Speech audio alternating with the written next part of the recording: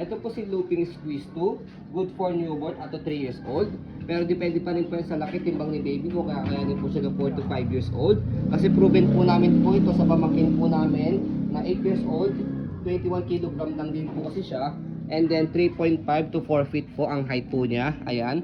So, meron siyang kasamang bag. Ayan. Okay. So, ito po yung details po niya. So, ito po yung canopy niya. Color gray, wala po siyang faded, walang discoloration. Okay?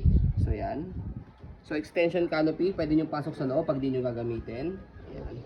Okay? So, regarding sa seating pad niya, ayun yung seating pad niya. Ganyan po siya kapag nakaupo. Okay? 5 harness, seat na seat si baby, wala po yung putol. Presyo lang po itong gitna. Ayan. Okay? So, kompleto po yung pad. Ayan. And then, adjustable po itong leg rest. Pwede nyo po yung pasok sa loob. Pag nakaupo si baby. Pag nakahiga, yan, adjust nyo lang po siya para mas mahaba. Ayan. Okay. So, harness pad. Ay, front handle. Ayan. Press nyo lang po itong gitna pag nalagay si baby. Ayan. Okay. So, di-zipper siya para washable. Okay. Pero ito, na-wash na po yung front handle niya. Okay.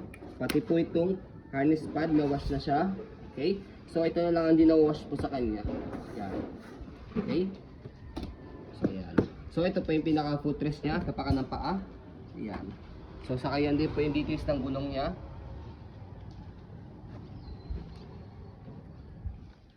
Okay. So, body frame po niya, color black. Ayan. Yan po yung details. Hindi nakalak.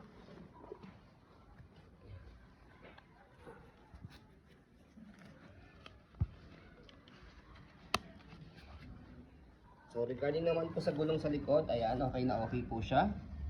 Ayan, stopper, green naka-go, color red naka-stop. Okay? So, basket niya, ayan, Sabi na bulo. kabilang gulong. So ito, tie-in nyo lang siya, pero okay lang din naman kung hindi kasi no big deal naman po siya. Ayan. Okay? So, regarding naman po sa likod niya, ayan, lagyan lang natin botones, ayan. So, dito po siya ina-adjust pagka gusto niyo pong semi-recline o higa. Ayan, press nyo lang po itong dalawa. So, kalahati semi-reclined. Ayan. So, sagad po dito, fully reclined. Ayan, higa-higa. So, itong dalawa ito, i-adjust po ninyo ito para at least mag-bend siyang ganyan. Okay? And then kapag iupo po siya, atakin nyo lang po itong dalawa. Ayan. Okay? So, regarding naman po sa body frame sa kabilang side, dyan po yung details.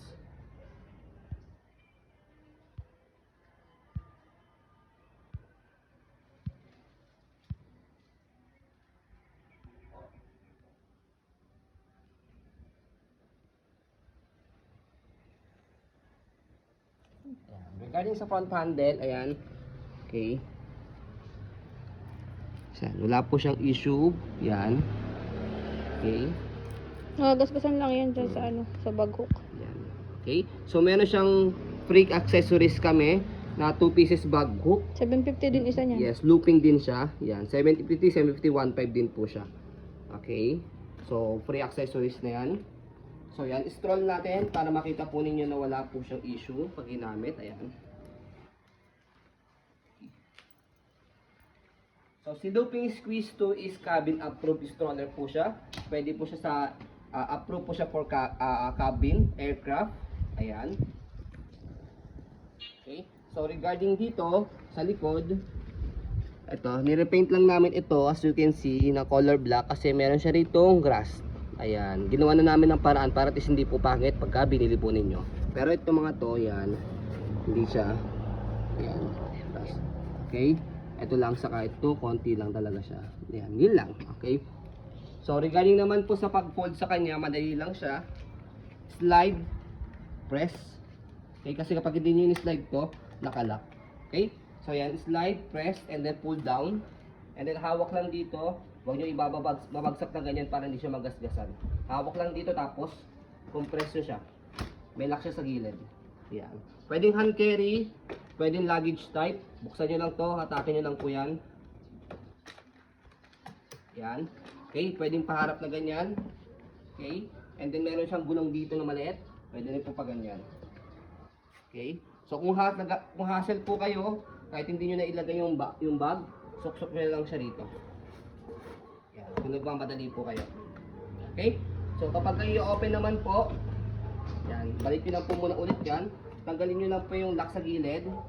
Hawak lang dito, tanggalin lang itong lock sa gilid, tapos bukan nyo lang po siya. So yan. Ganun lang po siya kadali. Okay? Less hassle. As you can see, very details po kami mag-video kasi yung shop policy po namin. No refund, no exchange. What you see is what you get. Again, need nyo pa po itong i-wash. Ayan, pero wash na po itong front handle niya. Ito pong harness pad, wash na rin po. Ito na lang pong frame po niya. Saka ito pong canopy. Natatanggal po yan, dibotonis lang po siya rito. Okay? Pero kung sa tingin nyo okay na po sa inyo, sanitize nyo na lang po siya mabuti para magamit na po ni baby. Ganito Yan. po yung technique niyan. Kuha kayo ng, ng wipes, tapos na color safe.